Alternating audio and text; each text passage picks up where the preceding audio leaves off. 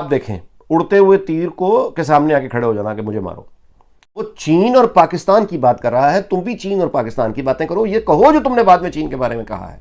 वो अमेरिका बीच में घुसाने की क्या जरूरत है? फिर भी ये पंगा लेने की क्या जरूरत है कि अमेरिका जो है वो हमारे साथ, वो चीन और पाकिस्तान का वो तुमसे पूछ रहा है, तुम अमेरिका को बीच में। अच्छा, अब ये तरीका क्या है? जो बाइडेन ने फोन नहीं किया, और जिनसे पैसा मांगते हो उनको तुम गाली निकालने का कोई मौका हाथ से नहीं जाने देते और ये सोचते हो कि दूसरे तुम्हारी मदद करेंगे। वो पागल है। गिदड़ की मौत उसे शहर की तरफ दौड़ने में मजबूर करती है।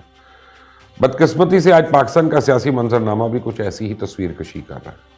पाकिस्तान कशकोल उठाए दुनिया भर से उधार की भीख मांग रहा है। खबर है सिंध में कि वहां लड़कियों को रेप करके, स्टूडेंट्स को गर्ल्स हॉस्टल में रेप करके, ये जो आए दिन खबरें आती हैं, उसने पंखे से लटक के खुदकुशी कर ली, पंखे से लटक के खुदकुशी कर ली। वहां से रिपोर्ट आई है खुदकुशी नहीं होती, वो रेप होती है। रेप होने के बाद उसकी लाश को टांग दिया जाता है। हेलो दोस्तों, I welcome you all on your YouTube channel पलटवार। दोस्तों, जोकर कॉमेडियन इमरान खान का एक नया कारनामा जिस पर पाक मीडिया बौखला गया है। सही में कभी कभी आप लोग भी यही सोचते होंगे, ये इमरान खान आदमी है या पजामा। पाक मीडिया ने तो ये जुमला इस्तेमाल किया है कि इमरान खान ने उड़ता हुआ तीर ले लिया है। और दोस्तों, आए दिन पाकिस्तान में बलात्कार हो रहे हैं, बलात्कार बढ़ रहे हैं, दिन दहाड़े हो रहे हैं।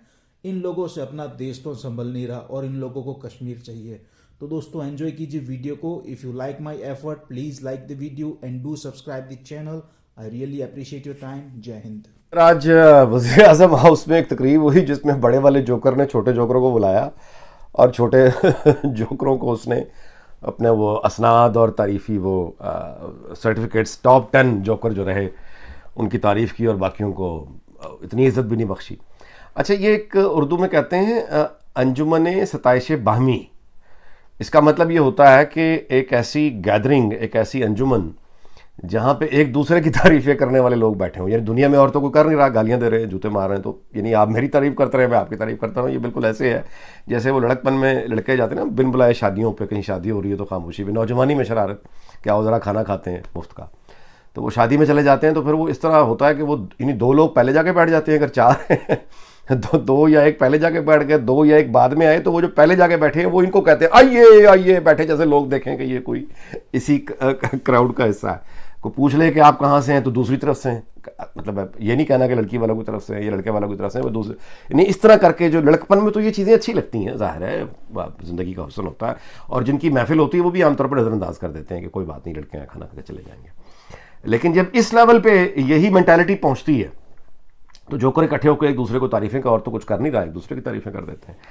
अच्छा, अब मैं आपसे गुजारिश करूं कि अभी एक तकरीर सामने आई है खाने आज़म की, एक और इंटरव्यू चीन में ही देखे आया। देखे फिर वही हुआ ना, साथ में बंदे भेजे थे इसके कि देख पर्चा देखकर बोलना है, पॉलिसी स्टेटमेंट देनी है, पर्चा देखकर अपने आप से मुंह नहीं खोलना।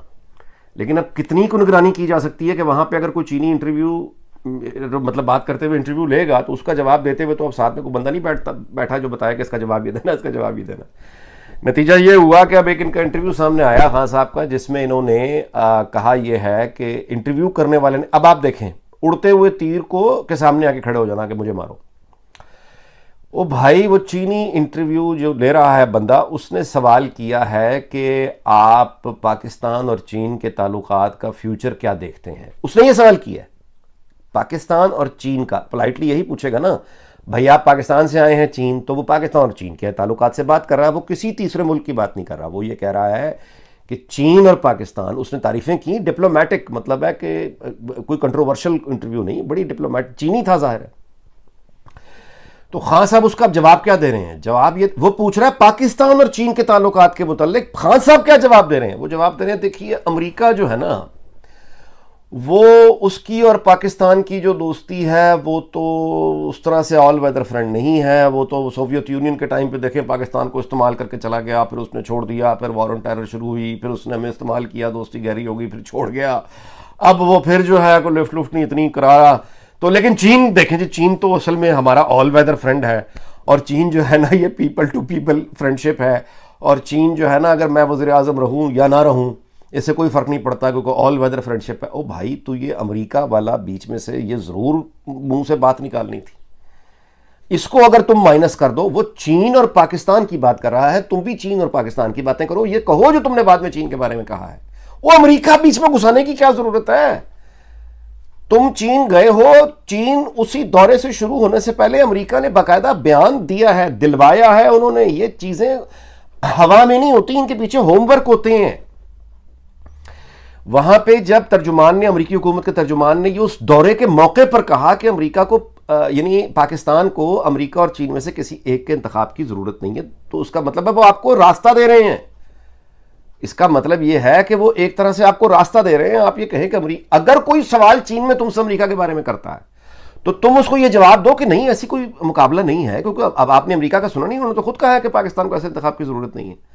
और जाहिर है कि हम एक अमन पसंद रियासत है, हमारी हर किसी से दोस्ती है, हम मिलकर काम करने पर यकीन रखते हैं, बस यहां तक रखो ना।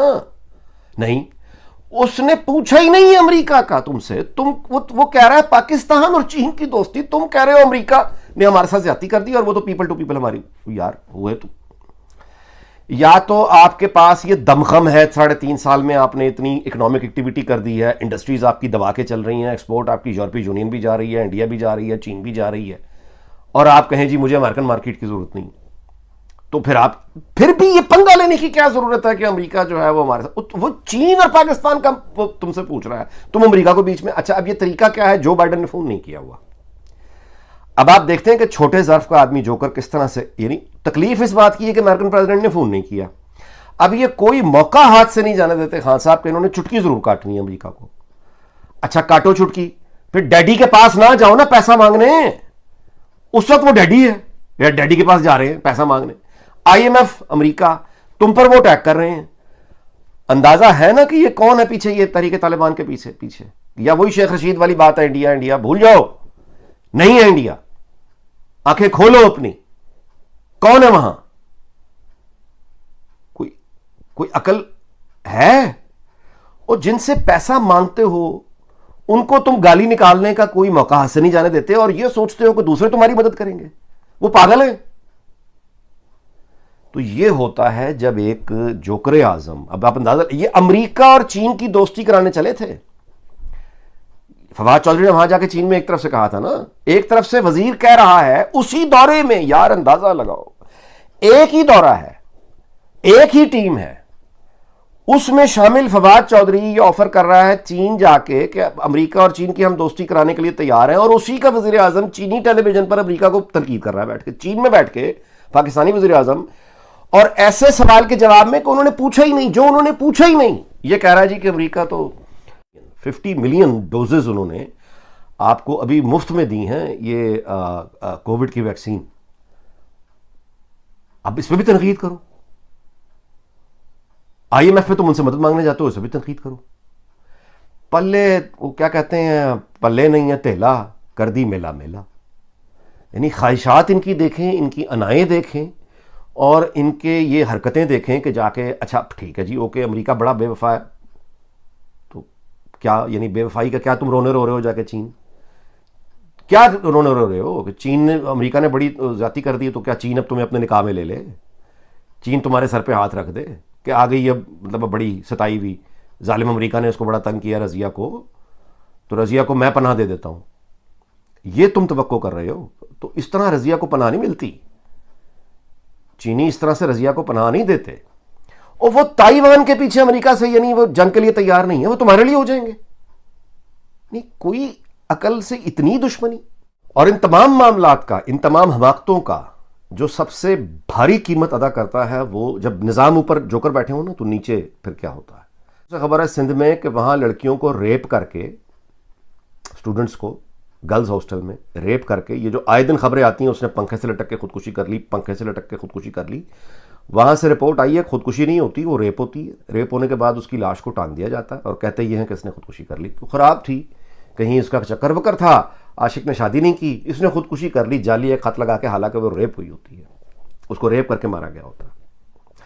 दारुल अमान, जिस नाम है दारुल अमान, और उसकी अफसर अभी पंजाब में कोई 6-8 महीने, उसका नाम मेरे जहन से निकल रहा है, सोशल मीडिया पे वो अपनी वीडियो बना के कहती रही कि दारुल अमान में जो लड़कियां, मतलब इस प्रोटेक्शन सेंटर में वो लड़कियां जो अब्यूज हुई भी घरों से, जिनको पनाह देती है हुकूमत, 2-4-10% लड़कियां, बाकी तो बिक जाती हैं रास्ते में, जो कॉस्मेटिक्स के लिए इन्होंने बना के रखा हुआ दारुल अमान, कॉस्मेटिक्स, जहां चंद औरतों की जगह है वैसे, क्योंकि नंबर्स वो है ही नहीं, इंफ्रास्ट्रक्चर ही मौजूद नहीं, कहाँ पे रखें। तो वो 2-4 बेचारी जिनको जगह वहाँ मिल जाती है रहने के लिए, उनकी सप्लाई होती है रात को ताकतवर लोगों के पास, उनका रेप होता है। और जो एडमिनिस्ट्रेटर उसकी बाहर आके सोशल मीडिया पे ये कह रही है कि रेप होता है, दारुल अमान से लड़कियां उठा के रात को लेके जाते हैं, इनका रेप होता है, वापस छोड़ जाते हैं। विमेन प्रिजन और जेलों में जो कैदियों औरतों के साथ होता है वो तो बहुत ही भयानक कहानी है। लेकिन ये दारुल अमान की बात हो रही है, ये तो मुजरिम भी नहीं है औरतें, ये तो पहले सताई हुई औरतें पनाह की तलाश में, इनके रेप होते हैं। जो एडमिनिस्ट्रेटर आके सोशल मीडिया पे ये कहती है, वो साथ में ये भी कहती है कि बासर लोग इनको लेके जाते हैं, इनका रेप करते हैं, और वो ये भी कहती है कि मुझे जान की धमकियां मिल रही हैं, मैं कत्ल हो सकती हूं, और फिर वो कत्ल हो जाती है। किसी ऑफिशियल के खिलाफ वो स्टोरी दबा दी जाती है, किसी न्यूज यानी चैनल पे कहीं वो नहीं आती, उस चीज को दबा दिया जाता है।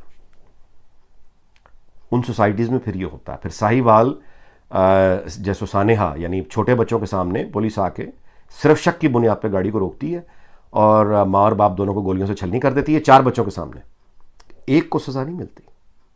आज कराची में जब ऊपर ये हो रहा होता ना, तो आज कराची में एक उस्ताद टीचर वो जा रहा है गाड़ी में, अपने स्कूल यूनिफॉर्म बैठे बच्चा उसका साथ था, लोगों ने उसको यानी कातिलों ने उसको रोका, 8 गोलियां उसको बच्चे के सामने, उसके यूनिफॉर्म पहना हुआ उसके बच्चे के सामने 8 गोलियां उतारी और भाग गए। जब ऊपर जोकर बैठे होते हैं ना, तो नीचे फिर ये हो रहा होता है। नीचे जो दरिंदे हैं ना, दरिंदे, वो फिर आजाद फिरते हैं, कानून की हुक्मरानी नहीं है, हर शय कंप्रोमाइज्ड है। और जोकर आजम जो है वो जोकरों को, छोटे जोकर यानी इनमें से पूरी हुकूमत में से कौन सा वजीर ऐसा है जिसको आप यानी इसकी तारीफ पर इसको आपको सर्टिफिकेट दें? इमरान खान खुद क्या इस काबिल है कि इसको सर्टिफिकेट दिया जाए? ये जरा निकले ना कौम में। मैं आपसे गुजारिश करूं कि आइंदा असेंबली में इमरान खान अपनी एमएनए की एक सीट जीत गया ना, तो मुझे बहुत हैरत होगी। अगर जेन्युइन फेयर इलेक्शन हो गया ना, इमरान खान खुद किसी एमएनए की सीट नहीं जीत सकता, और वो अपने वजीरों को असनाद बांट रहा है, तारीफी, इसकी कारकर्दगी बड़ी अच्छी थी, इसकी कारकर्दगी बड़ी अच्छी। तेरी अपनी कारकर्दगी क्या है? निकलो ना बाहर लोगों में, हटाओ ना पीछे जो सहारे लिए हुए हैं, खुल के आओ सामने, पता चल जाएगा तुम्हारी कारकर्दगी क्या है। और ये सर्टिफिकेट जो होते हैं ये कौम दिया करती है, ये मसखरे एक दूसरे को जोकर बांट रहे हैं, ये कौम दिया करती है। अगर इन वजीरों की कारकर्दगी अच्छी होती है अपनी वजारतों में, या इमरान खान की कारकर्दगी अच्छी है बतौर वजीर आजम, तो जाए ना इलेक्शन में, लोगों में जाए, सिक्योरिटी हटा दे, ना कराए इलेक्शन, सिक्योरिटी हटाए, लोगों में अपने जाके दिखाए ना। इसके वजीर सिक्योरिटी हटा दें, जाए पैदल लोगों में वॉक करके दिखा दें, जाए ना। वो होगा सर्टिफिकेट, वो होगी सनद जो कौन देगी। वो एक दूसरे को बांट रहे हैं बेशर्मी से। तो वीलॉग इस बात पर खत्म करते हैं कि ये वहां गया, इसने जाके फिर बेड़ा गर्क किया। अब अमेरिका की नए सिरे से आप मिन्नतें करेंगे, वो मजीद आग तेज करेंगे, वो जो भी कर सके। देखें ना, अब आपने खुद ही कह दिया कि पीपल टू कॉन्टैक्ट ही नहीं है, तो वहां पे लोगों को क्या दिलचस्पी है आपके लोगों से? जितने मर्जी काम आते हैं आ जाए, वो छोड़ेंगे। तो बस ये है जनाब, इधर देखें वो हर शाख पे उल्लू बैठा हुआ है। तो अंजामे गुलिस्तां क्या, हाले गुलिस्तां देख ले क्या, वो गुलिस्तां है ही नहीं सिरे सरा।